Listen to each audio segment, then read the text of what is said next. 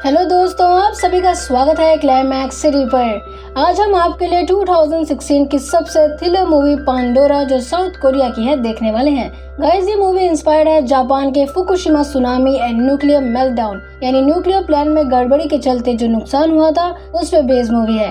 Viewers को ये movie काफी ज्यादा पसंद आई थी। अब आपकी बारी है इसे एंजॉय करने की, तो बिना किसी देरी के मूवी देखते हैं।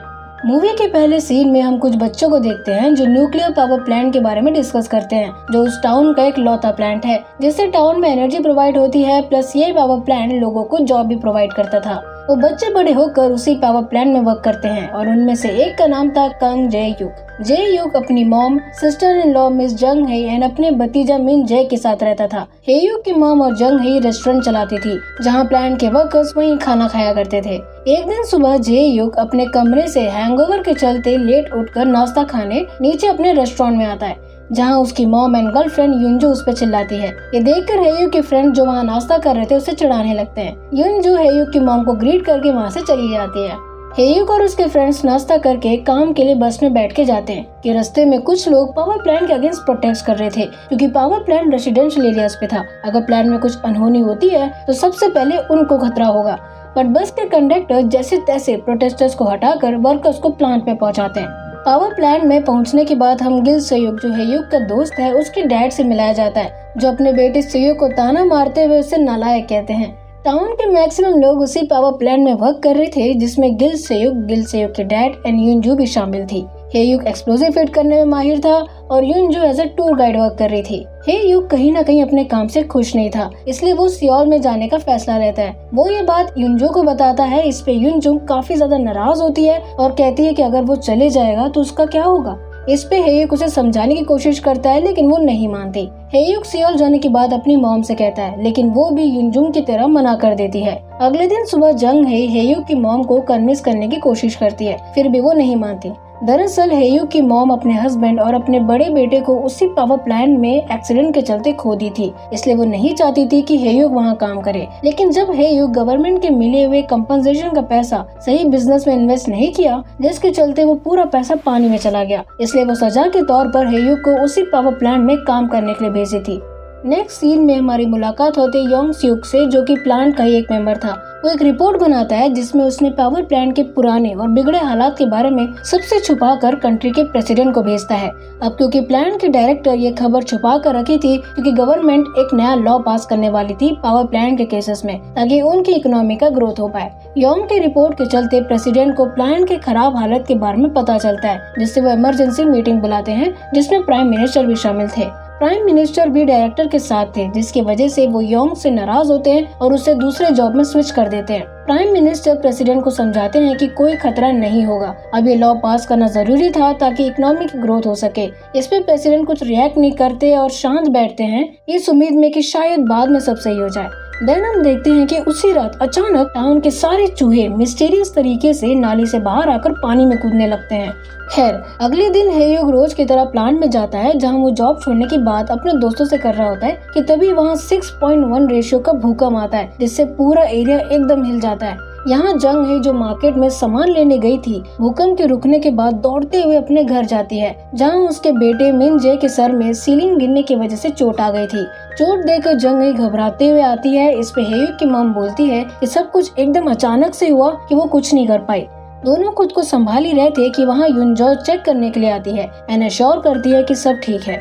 इतने में युनजो को हेयुक का कॉल आता है, जो परिवार के बारे में पूछता है। इस पे युनजो उसे शांत करते हुए बोलती है कि यहाँ सब ठीक है। बट चीजें इतनी सिंपल नहीं थी, क्योंकि भूकंप के चलते 3 रिएक्टर्स में से एक रिएक्टर में छेद हो जाता है, जिसकी वजह से लीकेज होने लगती है। रेडिएशन के कारण कोई भी वर्कर्स काम नहीं करना चाहते थे, लेकिन पावर प्लांट के कंट्रोल रूम में बैठे ऑफिसर्स बताते हैं कि टेम्परेचर बढ़ रहा है, उसे जल्दी कूल करना होगा। इसलिए कैबिन के अथॉरिटी वर्कर्स को काम करने का ऑर्डर देते हैं। ना चाहते हुए भी वर्कर्स छेद को जल्दी बंद करने के लिए लेजर का यूज करते हैं, जिसकी वजह से सारे पाइप्स फट जाते हैं और इंजर्ड वर्कर्स वहां से भागने लगते हैं।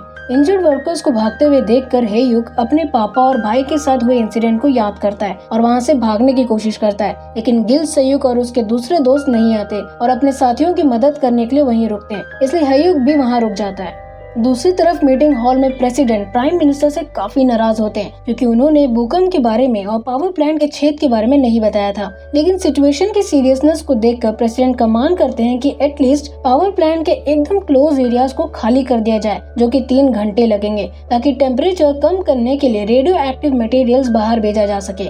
यहाँ प्लांट में वेंटिलेट करने का अप्रूवल तो मिल गया था, लेकिन एरियाज खाली करने के बाद ही ये प्रोसेस होगा और टेम्परेचर 340 kPa से भी ऊपर जाने लगा था। अगर ये ऐसे ही बढ़ता रहेगा तो रिएक्टर कभी भी फट सकता है, जिसके चलते हाई रेडिएशंस एटमॉस्फेयर में फैल जाएंगे और लोग मरने लगेंगे।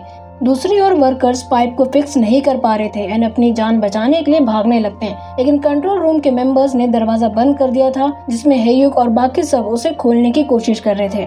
गवर्नमेंट के ऑर्डर के हिसाब से पावर प्लांट के आसपास का एरिया को खाली किया जा रहा था और लोगों को बसों में बैठाकर लेके जाया जा रहा था, लेकिन रोड काफी ज्यादा ब्लॉक हो चुकी थी। ब्लॉक के चलते लोग एरिया से बाहर नहीं जा पाए, इसके चलते प्रेसिडेंट अप्रूवल पास नहीं कर रहे थे और टेम्परेचर काफी हो चुका था। इसलिए योंग, जो लीकेज की खबर सुनकर वापस आ गए थे, इंचार्ज होने के नाते ऑर्डर देते हैं रेडियो एक्टिव मटेरियल्स को बाहर भेज दिया जाए। लेकिन जब तक वो ये काम करते, न्यूक्लियर रिएक्टर एकदम से फट जाता है, जिससे उसके पार्टिकल्स टाउन में गिरने लगते हैं। धमाके की आवाज सुनकर बस में बैठे हेयुक की मॉम जंग हेई, मिन जे और युनजू डर जाते हैं। इसलिए युनजू हेयुक को कॉल करती है, लेकिन कोई नहीं उठाता। यहाँ हेयुक धमाके के चलते बेहोशी में उठता है और अपने साथियों जो ब्लास्ट की वजह से दबे हुए थे उन्हें बचाने की कोशिश करता है। तभी वहाँ गिल सेयुक के पापा दौड़ते हुए आते हैं और गिल सेयुक के साथ बाकी सबको उठाकर उस एरिया से बाहर आ जाते हैं। युनजू हेयुक के परिवार के साथ क्वारंटीन जोन में थी। एज पर गवर्नमेंट ऑर्डर्स उन सबको एक स्टेडियम के अंदर रखा गया था। आर्मी काफी ज्यादा अफरा तफरी में थी,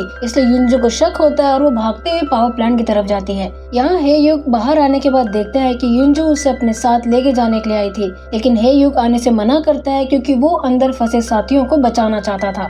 प्लस वो उसे बताता है कि गवर्नमेंट झूठ बोल रही है क्योंकि एक रिएक्टर ब्लास्ट हो चुका था, जिसके चलते रेडिएशंस बाहर आ रहे थे और बहुत जल्द हाइड्रोजन रिएक्टर, जिसका टेम्परेचर बढ़ रहा है, वो भी फट जाएगा।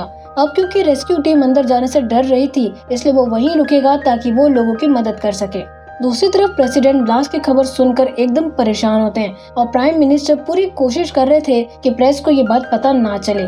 इवन वो प्रेस कॉन्फ्रेंस में पूछे गए सवालों का झूठा जवाब देते हैं, बट प्रेस के सटीक सवालों से गवर्नमेंट ऑफिसर परेशान होते हैं, इसलिए वो कॉन्फ्रेंस खत्म करके वहाँ से जाने लगते हैं। क्वारंटाइन जोन में कोई भी पर्सन किसी से बात नहीं कर पा रहा था क्योंकि ऑफिसर्स ने इंटरनेट जैम कर दिया था। सभी इस बात से परेशान थे कि तभी यहाँ युनजू एक्सप्लोजन की खबर सबको बताती है। खबर सुनते ही लोग स्टेडियम से बाहर जाने की कोशिश करते हैं, लेकिन आर्मी उन्हें लॉक करके पहरा दे रही थी। यहाँ रात हो चुकी थी और पावर प्लांट में हालात हद से ज्यादा खराब होने लगे थे। फायर फाइटर्स पावर प्लांट के इंचार्ज योंग का इंस्ट्रक्शन मानते हुए पावर प्लांट के सीलिंग में पानी डाल रहे थे ताकि अंदर के हाइड्रोजन टैंक का टेम्परेचर कम हो सके। अब क्योंकि रेस्क्यू टीम अंदर नहीं जा रही थी, इसलिए हेयुक सबको बाहर निकालता है कि अचानक उसके बॉडी में रेडिएशन का इफेक्ट दिखने लगता है, जिसकी वजह से वो बेहोश हो जाता है। योंग उसके पास दौड़ते हुए जाता है और उसका मास्क हटाता है, जहाँ वो देखता है कि हेयुक के मुंह से खून आने लगता है। वो तुरंत उसे मेडिकल कैंप लेके जाता है, जहाँ गिल सेयुक और बाकी सब रेडिएशन के चलते दर्द में थे।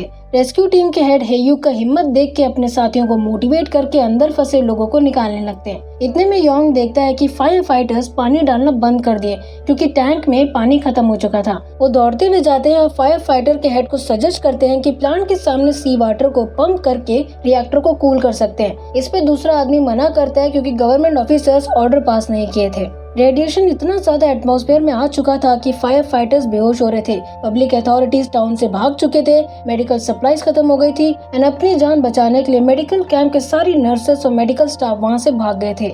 हेयुक जो वहाँ बेड में लेटा हुआ था, उसकी हालत खराब हो रही थी और एक भी स्टाफ मौजूद नहीं था। फायर फाइटर्स के इतने एफर्ट्स के बाद भी हाइड्रोजन टैंक कूल नहीं हो रहा था। इतने में दूसरी प्रॉब्लम सामने आती है।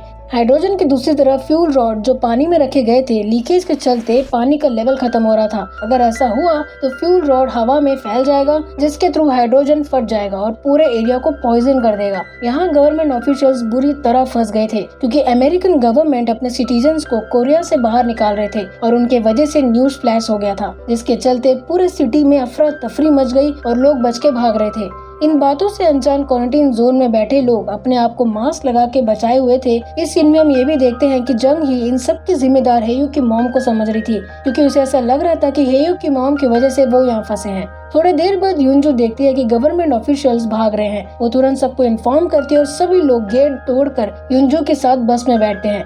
यून जो बस बहुत तेजी से चलाते हुए सबको एरिया से बाहर करने की कोशिश करती है।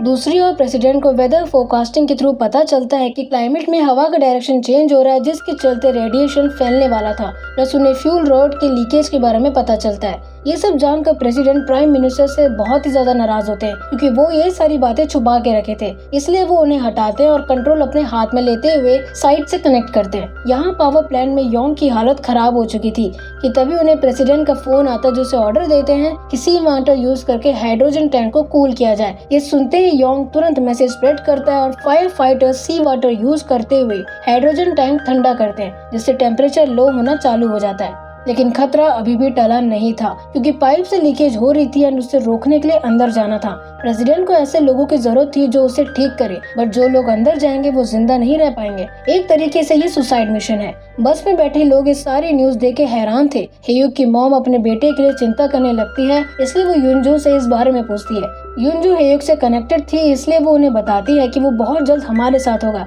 तभी वो देखते हैं कि ट्रैफिक जाम है और लोग कार से भाग रहे थे। ये सीन देखकर बस से सब उतरते हैं और उन्हें पता चलता है कि हवा की वजह से रेडिएशन उनकी तरफ आता है, इसलिए सब पैदल चलने लगते हैं। प्रेसिडेंट उम्मीद हार चुके थे, तभी उनकी वाइफ उन्हें मोटिवेट करती है एंड वो हिम्मत करके सभी वर्कर से रिक्वेस्ट करते हैं कि उन्हें वॉलंटियर चाहिए ताकि वो लीकेज को रोक सके, लेकिन इससे उनकी जान जा सकती है। साथ ही वो माफी भी मांगते हैं कि गवर्नमेंट कुछ नहीं कर पा रहा था। मेडिकल कैंप में बैठे लोग लीकेज ठीक करने के लिए रेडी नहीं थे। तभी गिल, सेयुग और हेयुक सबको मोटिवेट करते हुए कहते हैं कि हमारी फैमिली को हमारी जरूरत है। वैसे भी इतना रेडिएशन हम कंज्यूम कर चुके हैं तो हम जिंदा नहीं रह पाएंगे। ये सुनकर सब थोड़ी देर के लिए शांत होते हैं और मान जाते हैं। ये खबर तुरंत प्रेसिडेंट को मालूम चलता है और प्रेस वाले भी न्यूज फ्लैश करने लगते हैं। युनजो ये खबर सुनकर हेयुक को जिंदा वापस आने का वादा लेती है। तभी भीड़ में से एक आदमी उल्टियां करने लगता है। इसका मतलब रेडिएशन उन पे इफेक्ट करने लगा था, इसलिए सब भागदौड़ करने लगते हैं। भागदौड़ के चलते मिन जे एंड हेयुक की मॉम खो जाती है। युनजो और जंग ही उसे खोजने लगते हैं। बहुत ढूंढने के बाद वो देखते हैं कि हेयुक की मॉम मिन जे को कवर करके रखी थी। जंग ही अपने बेटे को कस के पकड़ के रोती है एंड हेयुक की मॉम को इग्नोर करती है। ये चीज हेयुक की मॉम को अच्छा नहीं लगता और वो समझ जाती है, इसलिए वो वहाँ से जाने लगती है। मिनजे तुरंत अपनी मॉम के पास से उठता है और अपनी दादी के पास चले जाता है, जिससे जंग ही को अपने किए पे पछतावा होता है और वो हेयुक की मॉम से सॉरी बोलती है। दूसरी तरफ योंग एंड जे युग अपने साथियों के साथ सुसाइड मिशन के लिए बस में निकल पड़ते हैं। बस में बैठे जे युग अपने पुराने बचपन की यादों में डूबा हुआ था, अपने अच्छे पलों को याद कर रहा था। देखते ही देखते वो सब पावर प्लांट में पहुंच जाते हैं। प्लान के मुताबिक टीम 1 5 मिनट तक अंदर रहकर पाइप्स को फिक्स करती है। उसके बाद टीम 2 अंदर जाती है एंड पाइप फिक्स करने लगती है कि तभी सारे पाइप्स के एरियाज जो फिक्स किए गए थे एकदम से फट जाते हैं, जिससे सारे वर्कर्स बाहर आ जाते हैं। पाइप के ऐसे फटते हुए देखकर वर्कर्स उम्मीद छोड़ देते हैं और समय एकदम कम था और पानी भरता ही जा रहा था। इतने में जे युग आइडिया देता है कि एंट्रेंस लॉक करके ऊपर की सीलिंग को ब्लास्ट करते हैं, इससे एक नया टैंक बनेगा। प्रेसिडेंट जो हेलमेट के कैमरा से सब देख रहे थे, उन्हें योंग का फोन आता है जो उन्हें सारी बातें और ब्लास्ट करने का प्लान बताता है। प्लान सुनकर प्रेसिडेंट खुश होते हैं, लेकिन योंग बताता है कि बॉम्ब लगाने के बाद एंट्रेंस सील करने तक का टाइम नहीं है, दोनों काम साथ में करना होगा। ये सुनकर प्रेसिडेंट एकदम दंग रह जाते हैं, क्योंकि किसी एक को मरना पड़ेगा और ये सैक्रिफाइस और कोई नहीं जे युग देता है, बिकॉज उसी को बॉम्ब लगाने आता था। अब क्योंकि जे युग ऑलरेडी रेडिएशन बहुत ज्यादा कंज्यूम कर लिया था, तो वो वैसे भी मर जाएगा, इसलिए वो सैक्रिफाइस करने का चूज करता है। सभी लोग रोते हुए जे युग को दरवाजे के अंदर बंद करके एंट्रेंस सील कर रहे थे और जे युग जख्मी हालत में बॉम्ब फिक्स करता है। वर्कर्स पाइप ठीक नहीं कर पाए, ये न्यूज पैदल चल रहे लोगों को पता चल गया था, जिसके वजह से वर्कर्स की फैमिली वापस जाने की जिद कर रहे थे एंड उनमें से एक थी हेयुक की फैमिली। हेयुक की मॉम वापस जाने की जिद करते हुए आगे बढ़ रही थी और यहाँ जे युग बॉम्ब फिट कर चुका था। जब तक दरवाजा सील हो रहा था, हेयुक आखिरी बार अपने फैमिली से बात करना चाह रहा था, लेकिन फोन में नेटवर्क ना होने की वजह से वो माइक से योंग को अपने फैमिली से बात करवाने की मदद मांगता है। दूसरी तरफ युनजो और जंग ही जे युग की मॉम को संभाल रहे थे कि युनजो को कॉल आता है, जहां उसे बताया जाता है कि जे युग टीवी में उनके लिए मैसेज देना चाहता है। वो चारों दौड़ते हुए बस में जाकर टीवी ऑन करते हैं, जहां जे युग हेलमेट में लगे कैमरा से रोते हुए बात करता है और कहता है कि उसे भूले ना एंड उसे डर लग रहा है, वो इस तरीके से नहीं मरना चाहता था।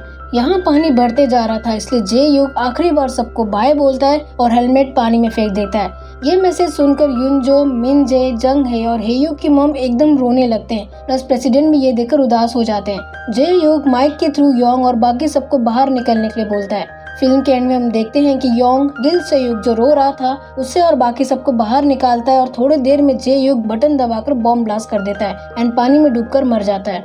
प्रेसिडेंट सिचुएशन जानने के लिए योंग को फोन करते हैं और योंग बताता है कि सिचुएशन कंट्रोल में है लेकिन जे युग नहीं बच पाया। इस पे प्रेसिडेंट बोलते हैं कि मैं उसका नाम कभी नहीं भूलूंगा और इसी के साथ हमारी मूवी यहीं खत्म होती है। सो गाइस, ये थी हमारी आज की मूवी। आई होप आपको ये एक्सप्लेनेशन अच्छा लगा होगा और अगर अच्छा लगा है तो मेक श्योर कि आप लाइक करें, शेयर करें अपने फैमिली फ्रेंड्स को, सब्सक्राइब करें और कमेंट करना मत भूलिएगा। मिलते हैं नेक्स्ट वीडियो में, तब तक के लिए गुड डे।